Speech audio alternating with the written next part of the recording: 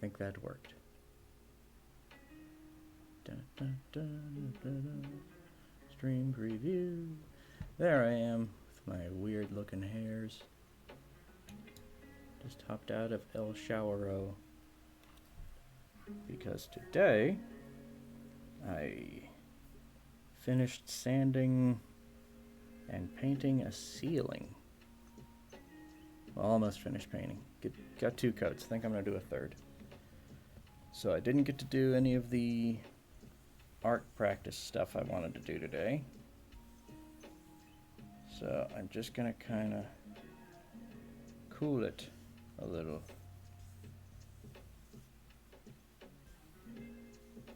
And just try and figure out a nice little tiefling. Well, first of all, that's too close to the top of the screen because he's got to have horns. I may just make the canvas bigger. Okay. I am not good at real looking heads. And I've tried to get, let's see, the one I'm kind of looking up or kind of down. Maybe a little like that. And I've tried to get to where I remember like the rules of head proportions, and I simply cannot. So I think it is one of those things where I just have to give up and practice. Which is probably true for a lot of things. What kind of nose do I want Mr. Tiefling to have? Maybe like a kind of a hook? Like a nice Roman nose?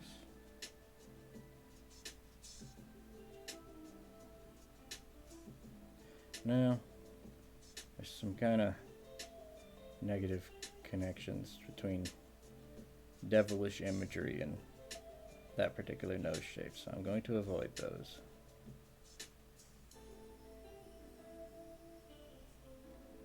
Maybe something like that. And if memory serves, you got your mouth. I want him to have kind of a toothy grin, a bit exaggerated.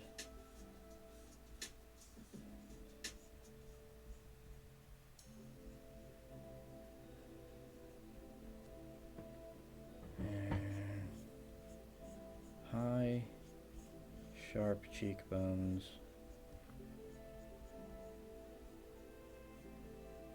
But not like gaunt. I may have to soften that out. And,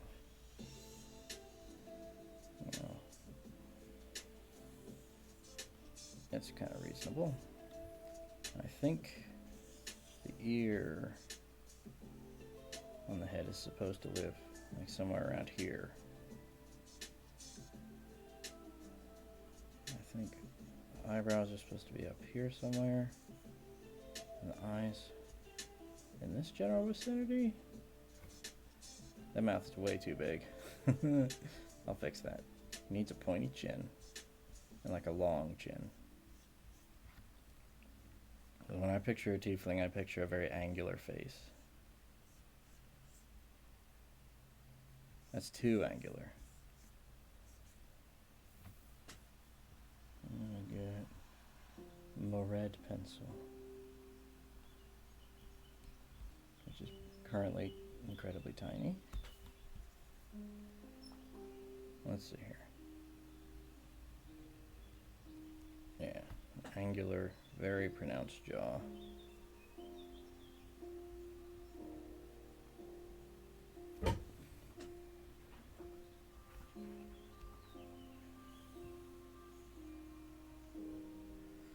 So the first thing I've drawn today, so I'm not like warmed up. I used to think it was odd that artists would do warm-up drawings, but I understand it now. I don't know why I don't know the psychology behind it. You would think, like, it's not like you're exercising. It's not like you're working a muscle. But for some reason, the hand just doesn't cooperate as much right off the bat.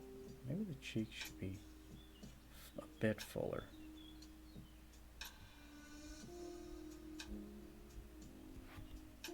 He does need a long face, but a long face has a tendency to look sallow, and I'm not sure if I want him to be sallow. I think his eyebrows need to do the Spock thing. Like kind of up and back down. Fun fact, because I used to really like Star Trek, and I read a lot of the books. Not like the fiction, which is almost universally terrible. Hot take. But the biographies and stuff. And I believe it was in one of the overall biographical takes on that ear needs to be like up here, doesn't it?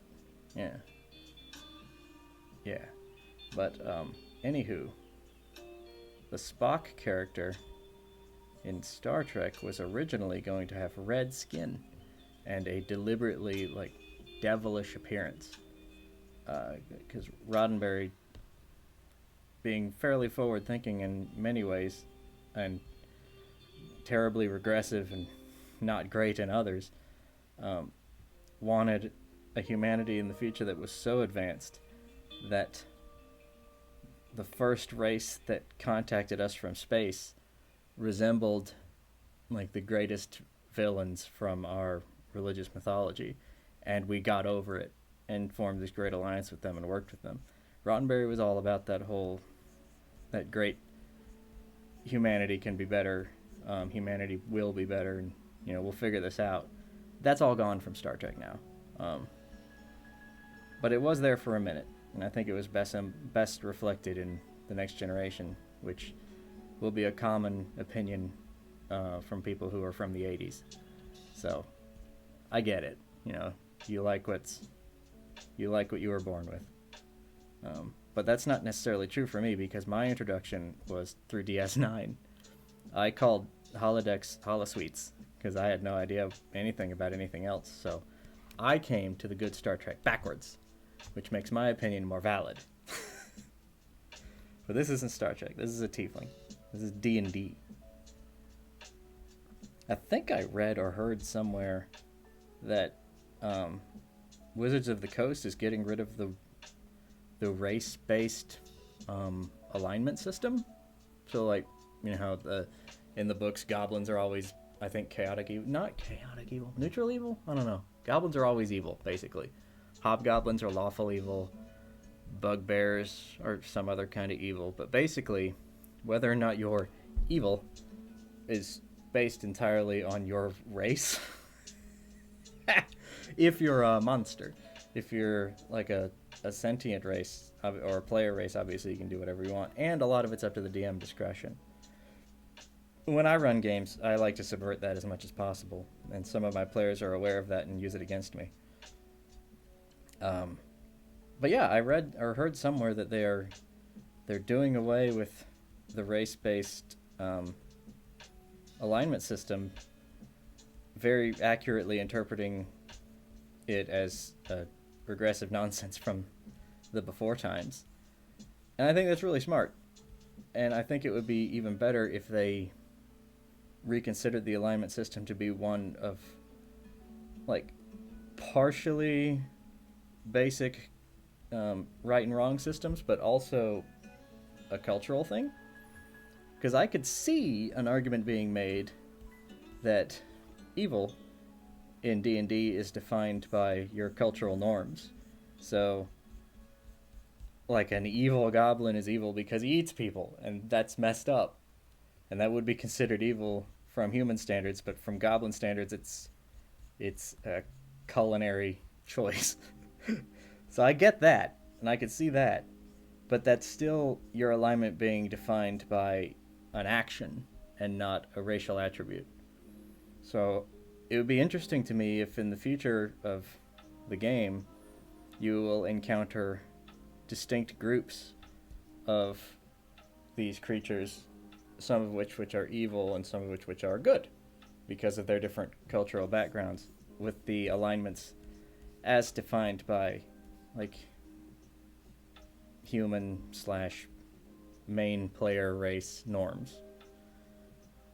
I think it would open up for more interesting roleplay and conflicts than just, oh, we ran into this thing, the monster manual says they're all evil, so let's attack it on sight.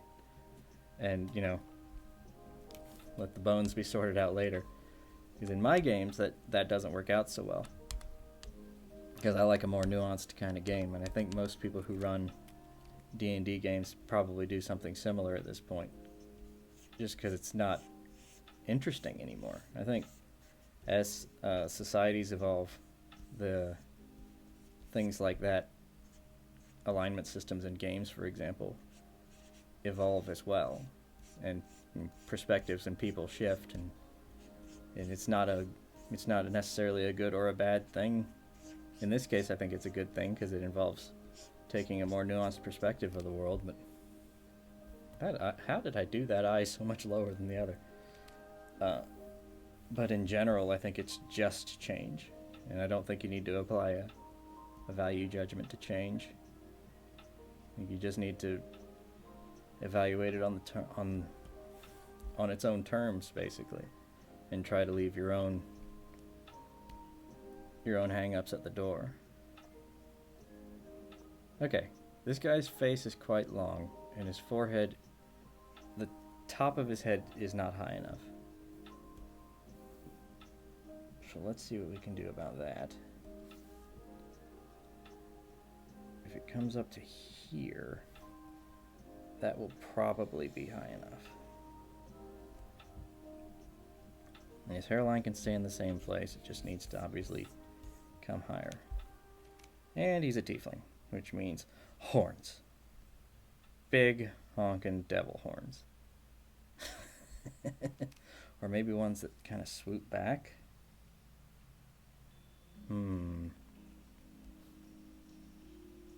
Obviously his hair will have to adjust for the horns.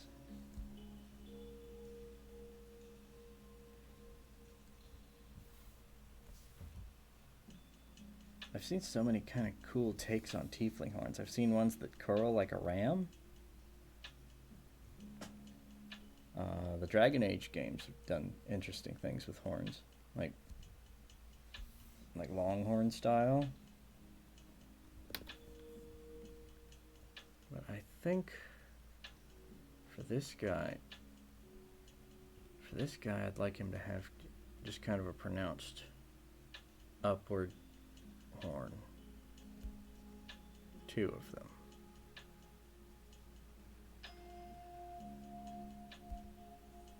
And I guess the flesh will have to come up to them. Because at this point there's very little holding those horns to his skull.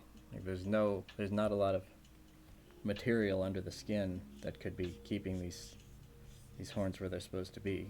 Like, realistically, I think I would need to make them come out a bit. Because it would be very strange for a horn to grow from the head and then just like immediately upward, like I was doing there initially. So maybe out a bit and up.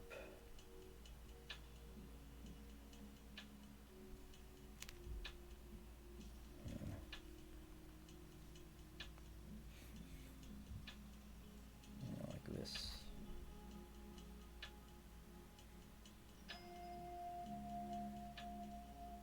Yeah, that's getting there. It's a happy tiefling. Why not have a happy tiefling? I just wasted a layer. Good thing they're a renewable resource. Okay, so there's my pencils. Now I will start with the brush.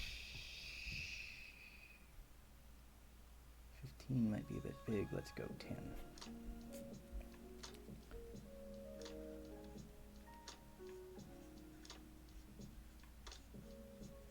With this one, I'm not going to do fills, so I'm going to do a lot of dropped lines.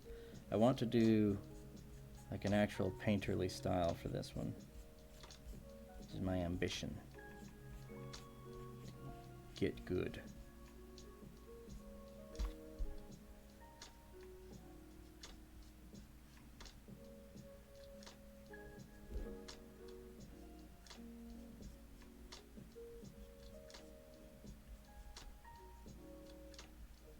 got wild eyebrows.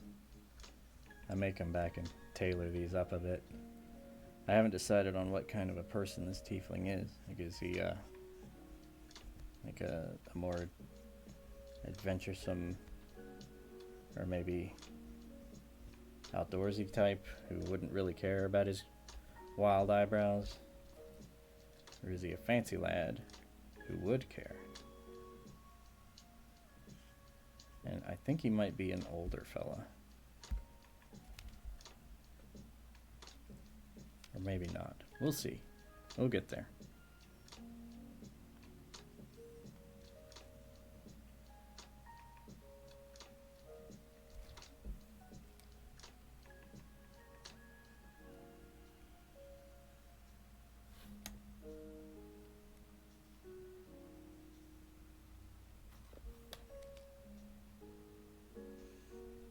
Man, it's like I can feel it when a line isn't going to go well.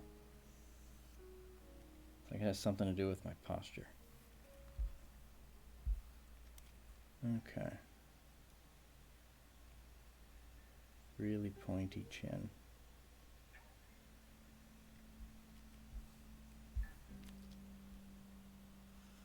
And then a jaw.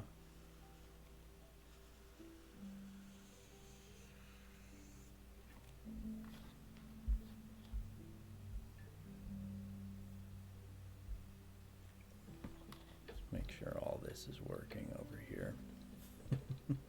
It's kind of important, I think. Come on, mouse.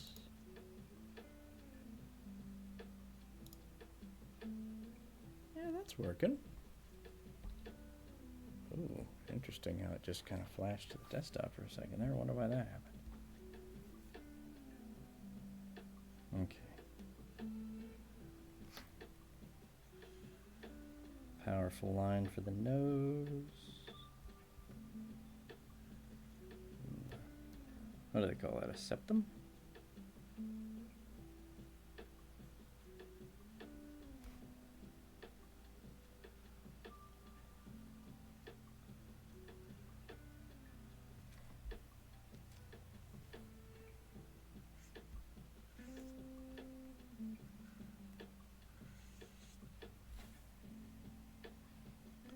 I think the over wide mouth is growing on me. That's the thing about tieflings in general, is they're not supposed to look human. Like, they're supposed to look close enough to be human to be kind of unsettling. It's why they have the racism. That's why they face the racism in the D&D settings. Well, that and the whole fiendish ancestry thing.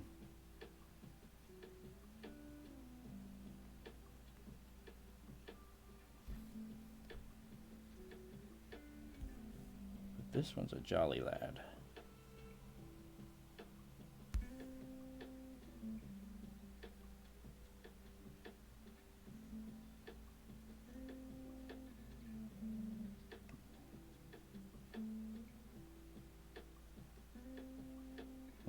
Don't really like this.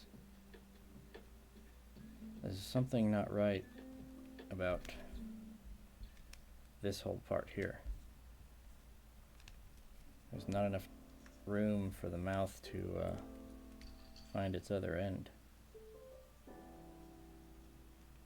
I think I need to the line needs to get fainter.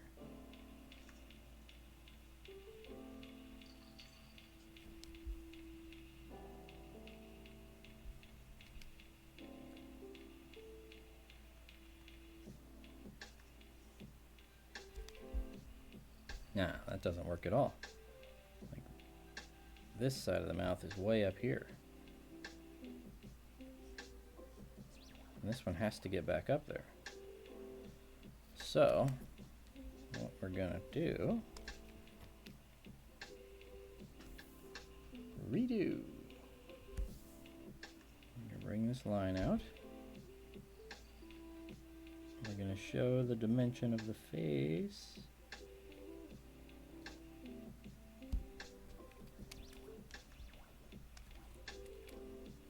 I'm gonna bring this one start headed that way, but not necessarily get there.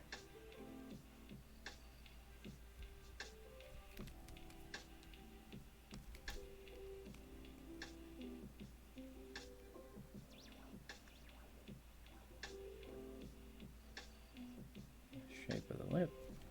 It's just going to be a big, massive, toothy grin. Obviously, it's a tiefling, so he'll have pointed teeth.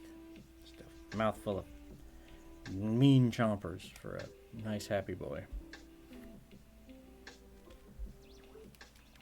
Let's straighten this up.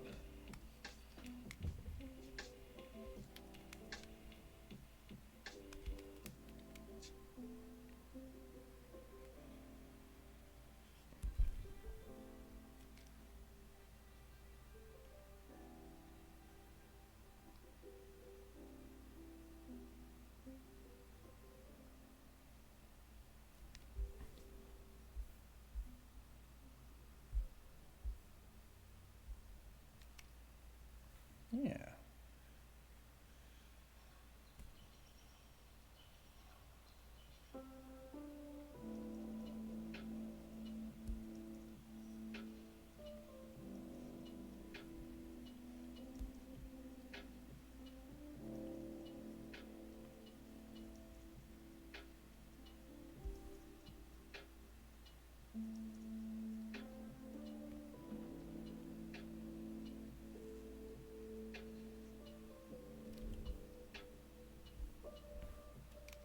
Get that here.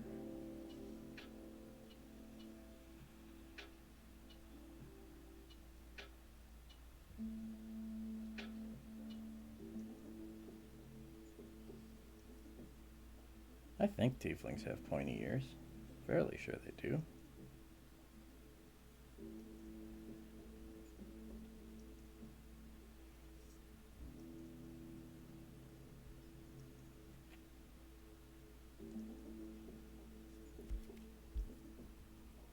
Yeah.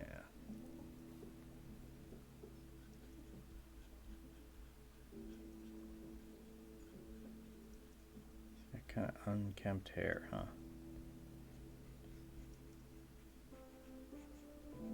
Nah.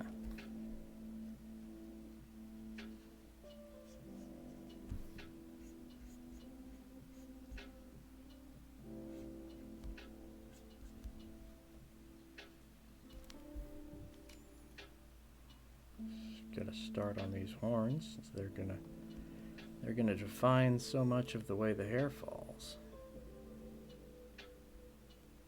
These have to be nice and smooth lines.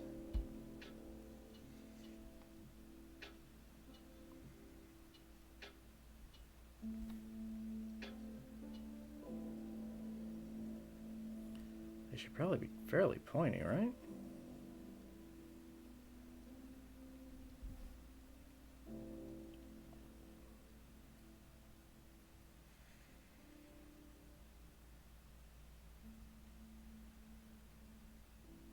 I should have picked my pen up.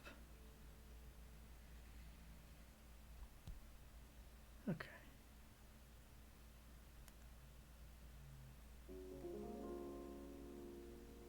Yeah.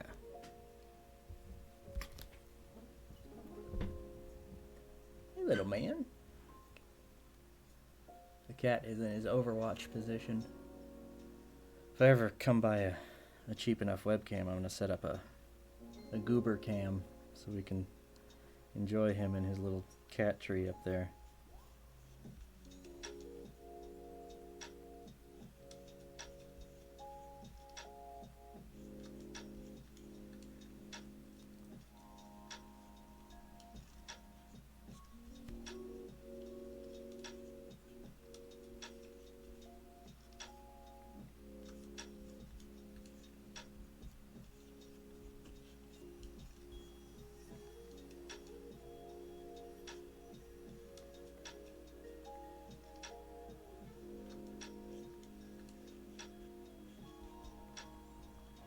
I imagine horns in general would make like personal grooming kind of difficult. So I feel like just kind of wild hair right around the horns would be an unavoidable fact of life, especially if they're positioned where this guy's horns are positioned and as prominent as they are. Like there's a really, I guess it might still be good, but a couple of years ago I really enjoyed this comic called Rat Queens, and there was a character in there who had horns, and she styled her hair around them like in these big cones of hair. And I always thought that was a neat little innovation that the storytellers came up with. I kind of fell out of keeping up with that comic. I hope it's still good. You know.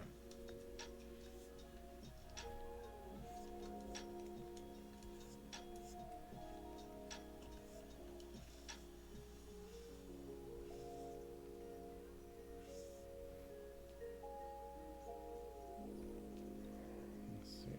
I figure I want his hair to be barely controlled, basically. Like where he puts in the effort, it's straight and nice and smooth, but there's always parts where it's just kind of going a little wild.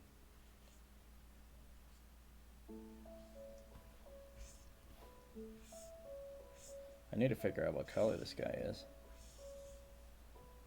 I mean, obviously you can go with the traditional red or really dark crimson or a brown or gray, but I'm kind of leaning towards purple. I think that's, I don't know if purple's allowed as a tiefling color, but it's just a doodle. I can do what I want.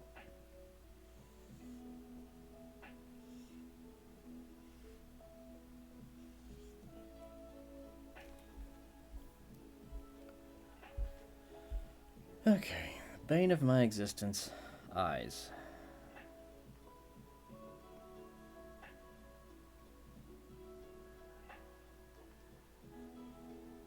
Let's make a new layer for the eyes.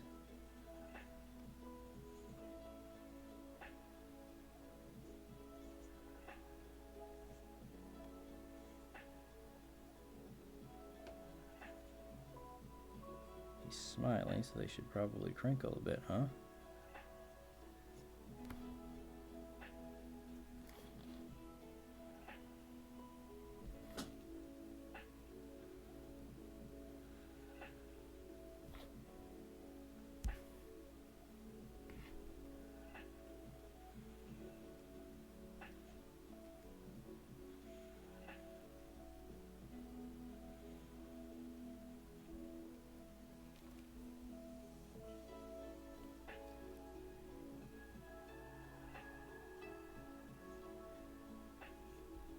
Right?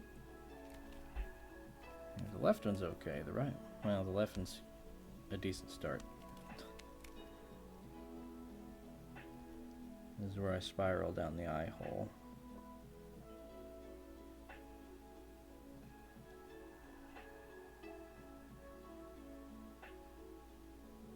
Man.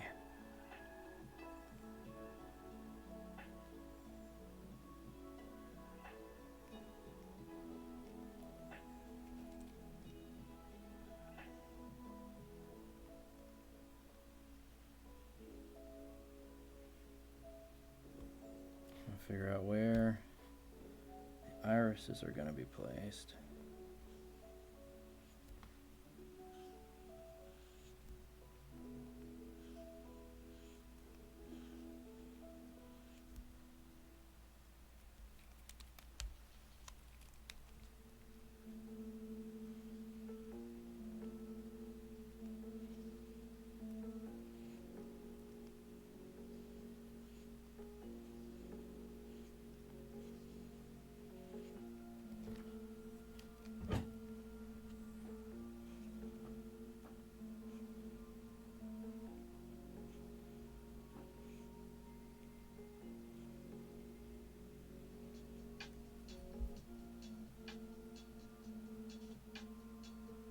Okay, that's okay for now.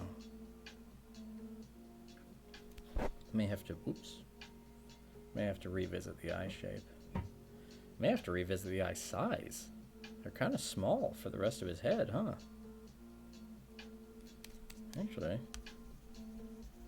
let's see to that. I'm gonna leave the original.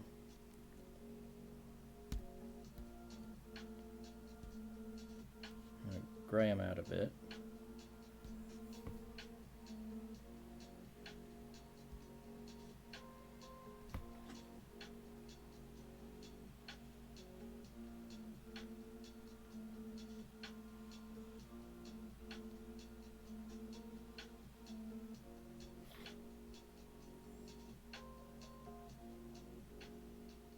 These are in the background a bit, so they should probably come up a little sooner.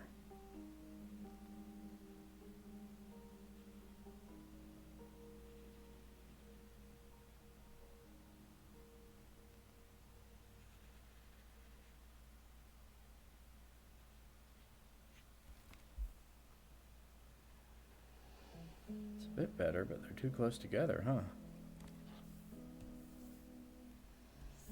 Can you move this way without being too funky on the head?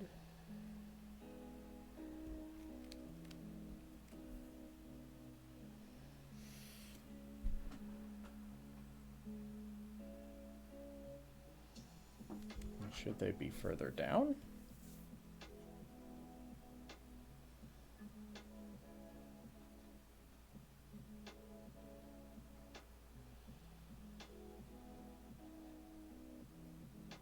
I think there.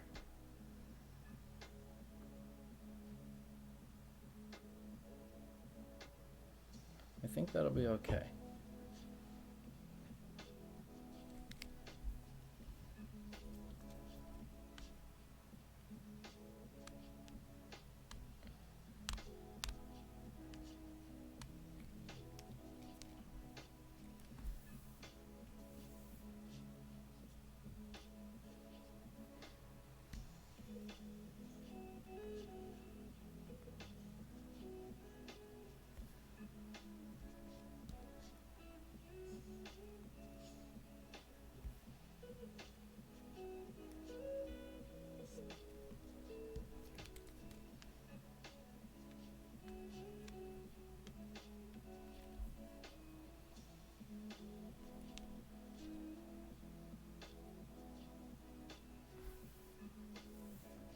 Bring you down a little more. Whoops. Whoops. Could be kind of cool, actually. So you look more like your neighbor. Okay. That'll be okay for now.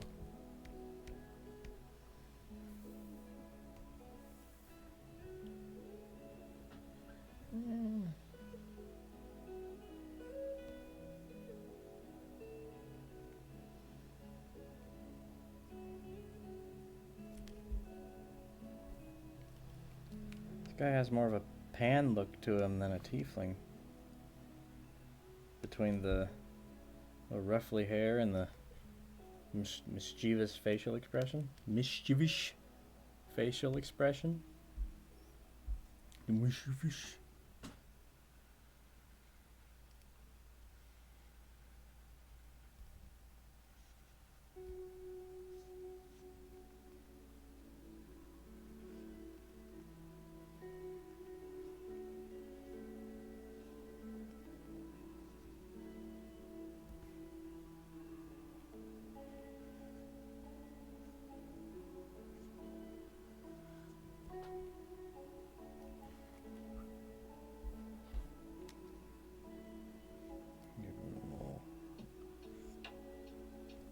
Line situation.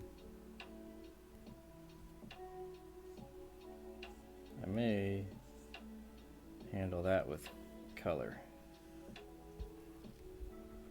I may lose those lines after I paint in the color. What are we doing for them chompers?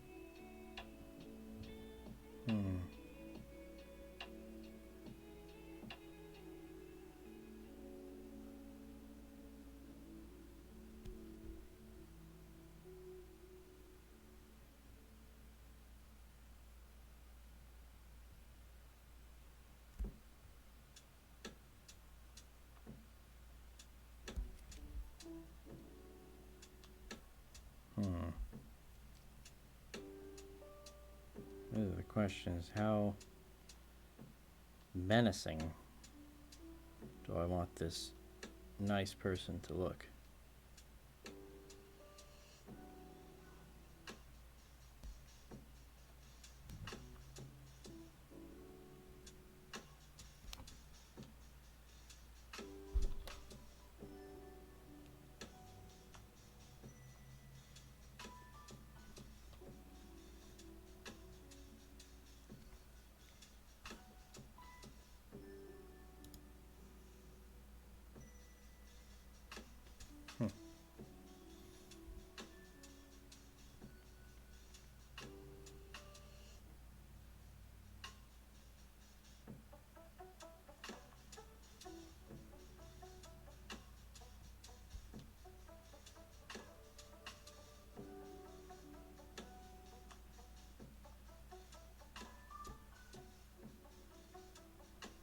Oh, that's kind of doofy.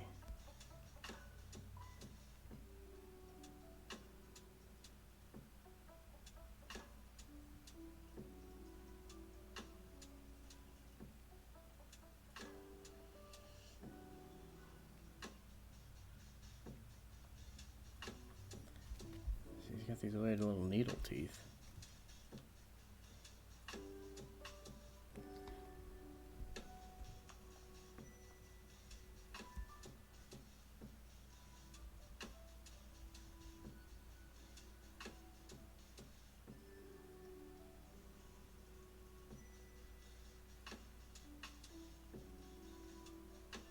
Where did this dot come from?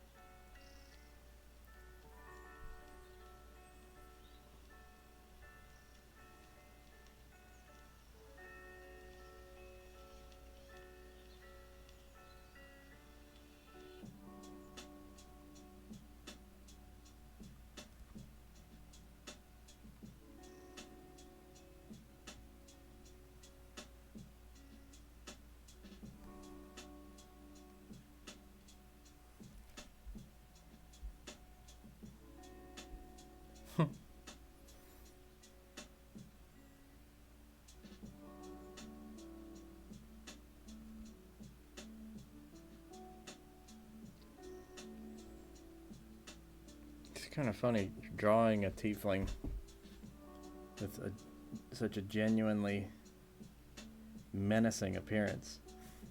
Just unavoidably menacing. It triggers all the weird little monkey brain spots for like large pointy teeth, bad.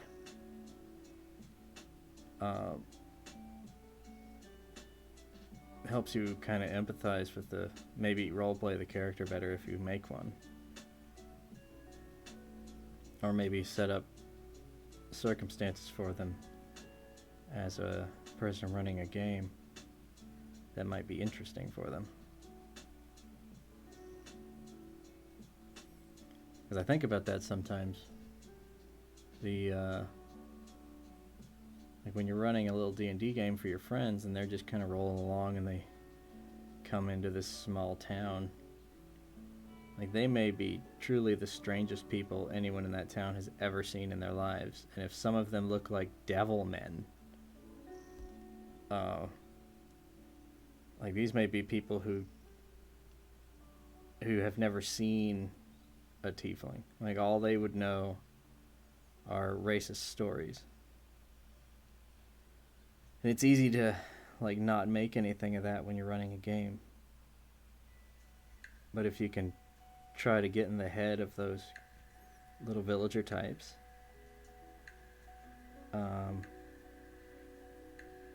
you can create fun moments for the players, I think. Okay, well, I lost his forehead somehow.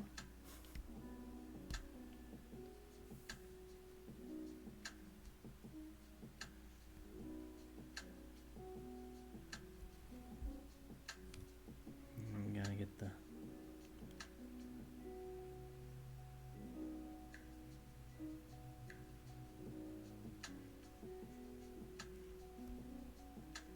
set the horns into the flesh. Alright, let's get rid of those lines so I can see what I'm doing.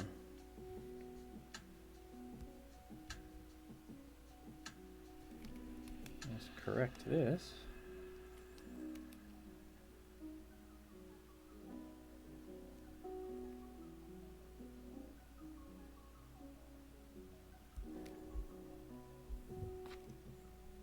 Give him maybe a little cleft.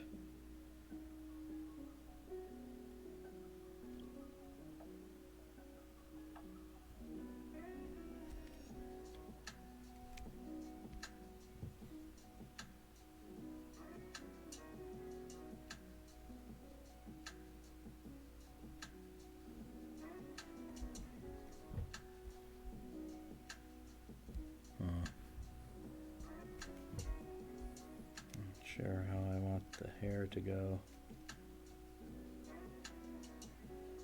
Maybe no. I guess like that'll be fine.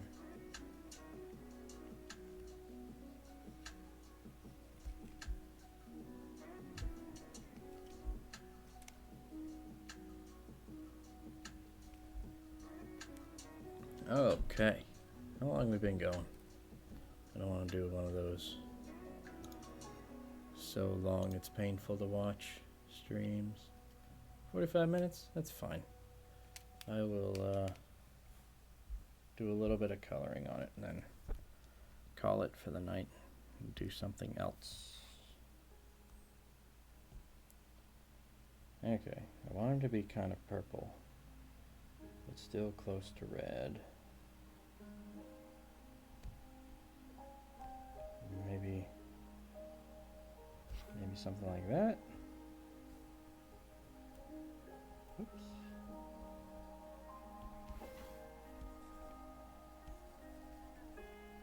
That's kind of nice.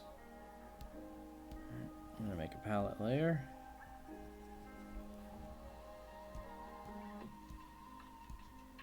Yeah, so this is my color layer. I'm just kind of start roughing in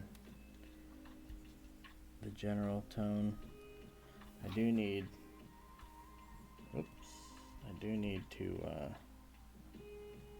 really go dense with the paint.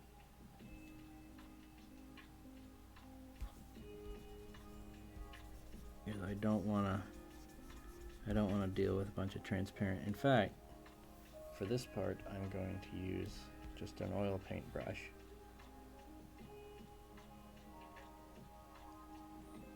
Why is there a chalk tool in there? I definitely put that in the wrong category. I'll have to come back and fix that. Okay. So I'm just gonna rough in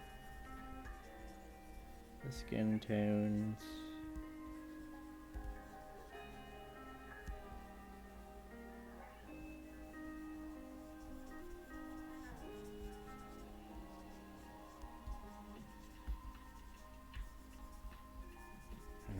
Cleaning this up as I go.